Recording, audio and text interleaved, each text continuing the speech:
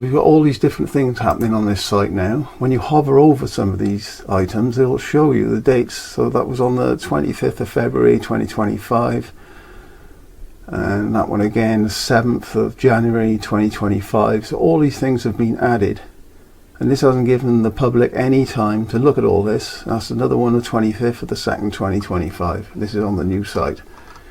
So you can pick out any sort of bits really on you, and you can find that stuff has been added, like another one, 7th of January 2025.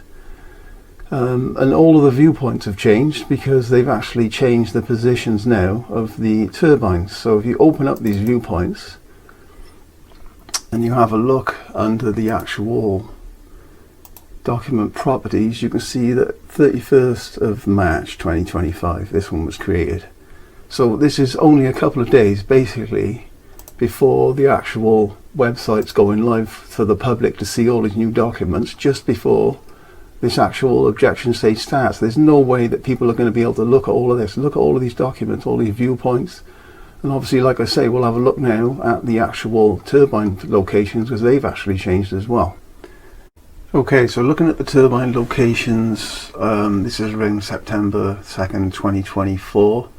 This is just a sample off this site, mind on the history one, so they could have been on there a bit longer than that. But here, turbine 9, you can see is positioned just above the reservoir, and you've got all of the sort of coordinates on the side to find all these locations. Now when you come over to the new site now, and you actually look at the turbine locations on this site, since obviously around April time, April 14th, when we've all got to start the objections, you've got all these different locations now. The coordinates have all changed. The actual turbine 9 has been moved the other side of the track, so that's the track up over the top of the mountain there. And there's the reservoir, Cumbran Reservoir. So it's actually been moved, but all of these locations have been moved.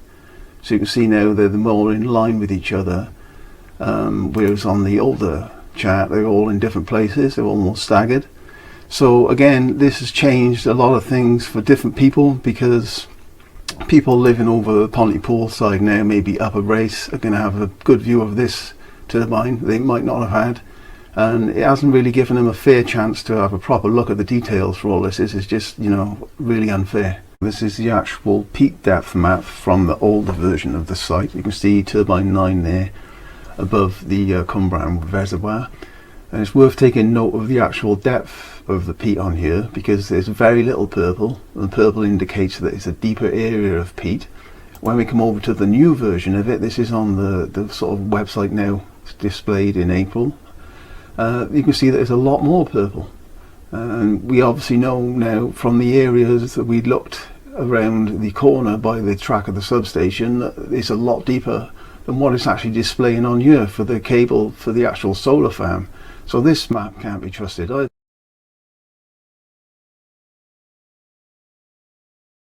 To give people an idea of the areas under threat on the mountain, this is towards Pantygassig side. That'll be in the top left corner there.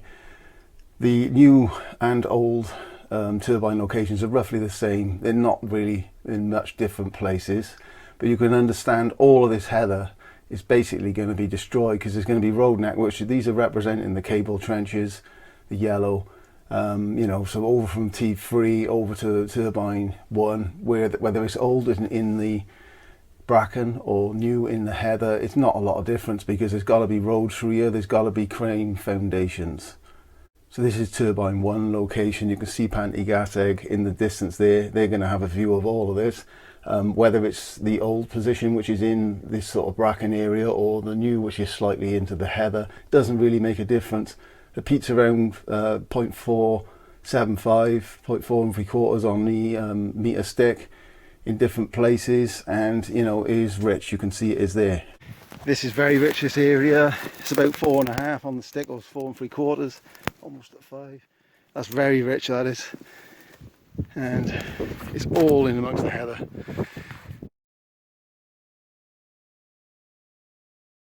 This is the original T1 and the new positions, and then it heads over the cable trench to the T2 positions. Old and new are both in the heather regardless. I mean, there's some more bracken at that end, but it's not really much of a difference. You've got Pontypool over this side, so they're going to have the view of all this. And obviously it's not just this cable trench here, there's going to be roads and concrete foundations and things like that. This heads over towards turbine 8. T8 turbine 8, which is facing towards Pontypool side.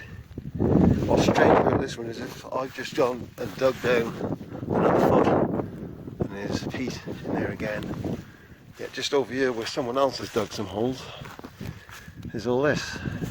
Now where's that come from? Because I've dug down to the middle of all this, and there's peat. So where's all this sandy clay stuff come from? Not from around here. It's only a couple of foot away. There's tons of peat.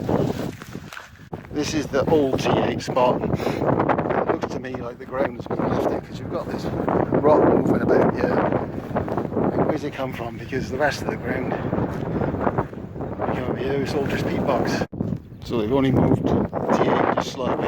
There's where it was before. All the dust and the stones been scattered.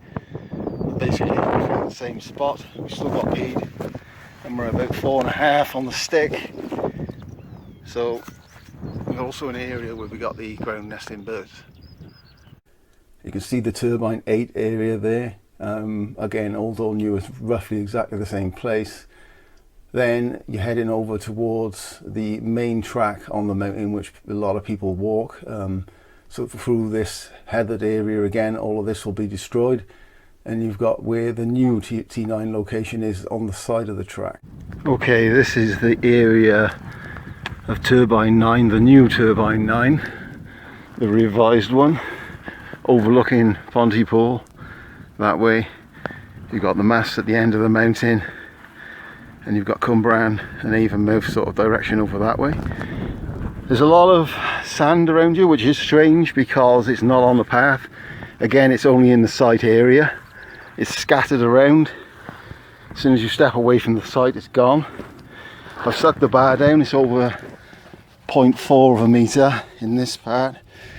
And when I've scraped back the sand and had a dig around, we are into peat again, as it is on most of the mountain. You don't have to wander far from the site and you find yourself all the heather and the peat bog. Quick measure of the actual peat bog itself, which is in the T9 location, and that's down to 0.5, and again it's very rich. You can see that there. This area, like I say, is overlooking Pontypool. You only have to keep wandering around and you find more of it. From that T9 location, this is the main track everyone sort of walks, going across the mountain up towards the gas station mast you can see there. Once they've got across this lot with the cable trench and obviously the road networks, they're heading over towards the substation way.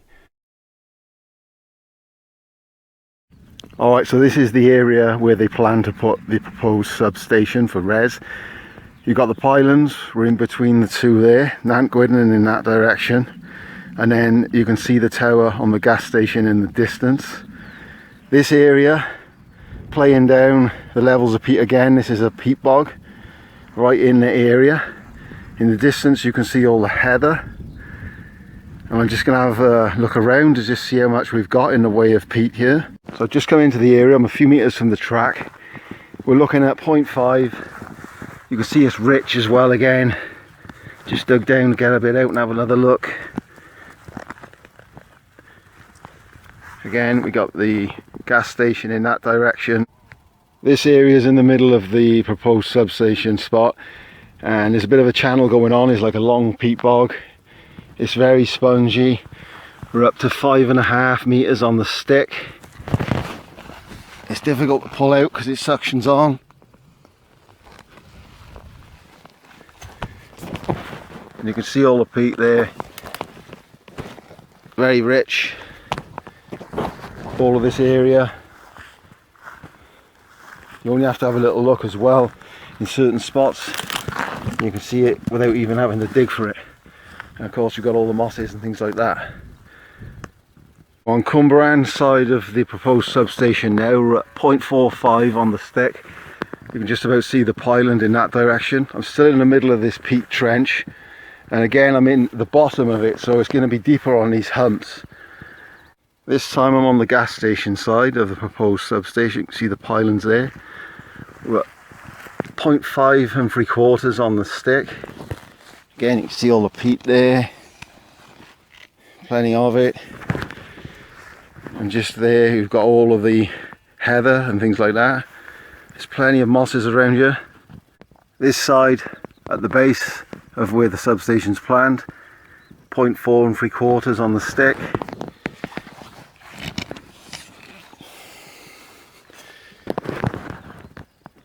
You can hear the skylarks. This one is at 4.5 on the stick, 0.45 of a metre. Again, the area is very marshy around here. This is at the new Turbine 10 site, roughly in the same place as it was, right in the view of Aug2024, and that's at 0.4.5 to 0.4 3/4. And Turbine 11 site was at 0.4 3/4 on the stick. You can see how rich it is in the peat there as well, and a bit of a dig around. And not far from there was a bit of a peat bog, and that had a level on the stick of 0.5.5. And you can see how rich again that is. More concerning was about a year ago I had a look at the old Turbine 11 site, and once again I found lots of stones and things like that were scattered at the site. Of T11, Turbine 11 for res. Something strange been happening around here. There's a lot of stones, but nothing that seems to be from around here. It's all been dumped here. They've dug up a bit. We've even got cement or something along those lines over here. It's very dusty. That's nothing that's come out of here. That's been dumped here. And right next to it, I've gone down and I'm getting out peat.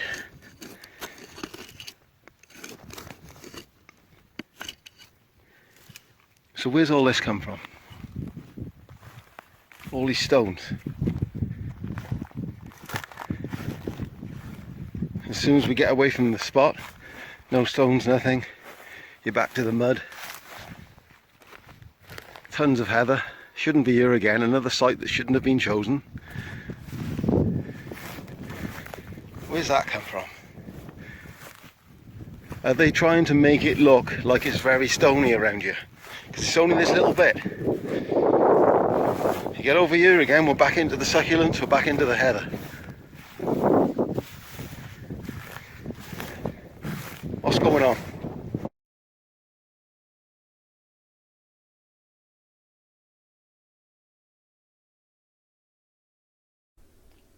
So this area is good to see the ground nesting birds. You've got the pylons in the background where the main track is over the mountain. This is the turbine locations 10 and 11. They're all around you. You can hear them when you go for walks. Not many people go off track, so they're not disturbed. You're in their environment, so they've built a home they're nice and safe in.